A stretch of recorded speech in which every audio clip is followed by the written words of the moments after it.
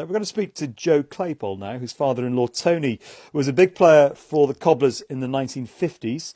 Tony's from Weldon originally. He's a local man, made his debut for the Cobblers in 1953, went on to make over 100 appearances for the club before a broken ankle finished his career in 1962. Tony's in his 80s now. He lives down in Cornwall and he's suffering from dementia, and his family are trying to gather memorabilia from his playing career. We can speak to Joe. As I mentioned, Joe's his daughter-in-law. Morning to you, Joe. Firstly, tell us a bit about Tony. How is he? Hi there, Graham. Yeah, he's not doing too well, to be honest. His condition has declined considerably over the last 6 months. He has vascular dementia and Alzheimer's, and it's incredibly difficult for his wife to look after him. It's something which is an awful condition. There are times when he can't recognise his own wife, but he can recall his footballing days, and being down in Cornwall, he often thinks that he's actually there on holiday, and with his confusion mentions continuously, I need to get back home, I need to get back to Northampton. So with the lockdown as it is, and Tony's condition declining, I thought it was an opportunity for me to actually do some research and dig around to try and pull together some memories for him.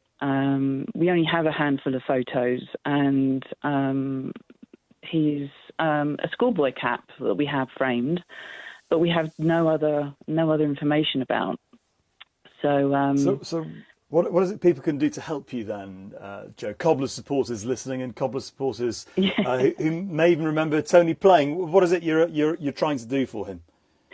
Just trying to pull together a memory book, actually. So, as I say, we only have a handful of photos. I've been trying to collect programmes on eBay, and I approached Ethan Grand, the club historian, who's been absolutely amazing, put everything, this included, in place. If there's any press cuttings or any memories, did anybody attend his testimonial with Colin Gale in 10th of April 1961? Was anybody at the Coventry match where he actually broke his leg and sort of ended his career? Did anybody happen to be with him during his national service days when he was released from the army to play for the Cobblers in 1958? Anything really, any memories. He also played for Corby Town and Wellingborough. Yes, and also if anybody was at the England-Scotland game, anybody played there, it was on his 17th birthday on the 13th of February 1954 at the Peterborough County Ground. If anyone's got a programme hanging around, or any memories, anything, press cuttings. Well, I mean, hopefully people listening to this will definitely be able to help, which would be great. I suppose this is very much kind of the moment, isn't it? Because do you know if football contributed to his dementia anyway? Because this is a big debate that's going on in sport at the moment, isn't it? It certainly is. No, we can't say that it's attributed to that. I have approached Dawn Astle, who has been an ardent campaigner for many years following the premature death of her father. And she has been absolutely amazing, very, very supportive, and urged me to contact the PFA because there is a duty of care for footballers. And I did that just before Christmas. And they have been incredibly supportive. And I can't thank them enough, or Dawn, because they are looking to provide some support for Tony's wife. We're 330 miles away in Hertfordshire. We can't do very much, and particularly during this pandemic, it's incredibly difficult. So I think it is of the moment, and the awareness has heightened particularly with the death of Nobby Stiles and also the announcements of Bobby Charlton. But there's many more.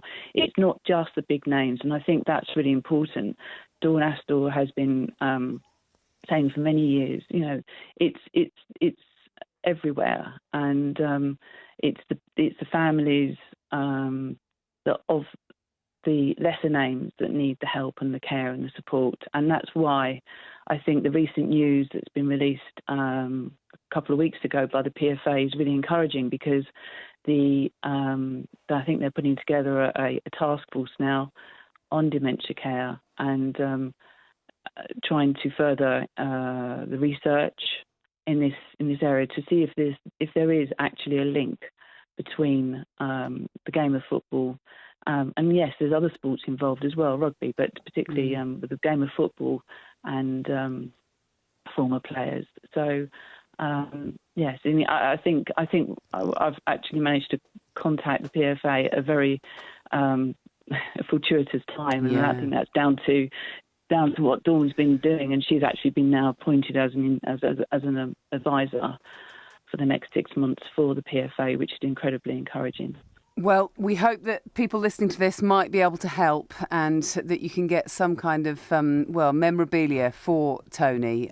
So it was the 50s, really. He made his debut in 1953 and played until 1962. And the way that football fans are, Graham, I mean, you would think that, people do collect all this stuff, don't they? So it would be great if we could find someone who's, got a load of this stuff in an attic and it's just sitting there. It would make Tony's day, I think. Well, make Tony's year. Yeah, well, look, contact us or contact Ethan Grand as well. He does fantastic work with the Cobblers Past website that he looks after. So get in touch if you have anything, and we'll make sure it makes its way to the Claypole family. But it's if we can help, we really want to. Top man, really important part of the Cobblers history. Graham, thank you very much, and thank you very much to Joe for joining us as well. Text 81333.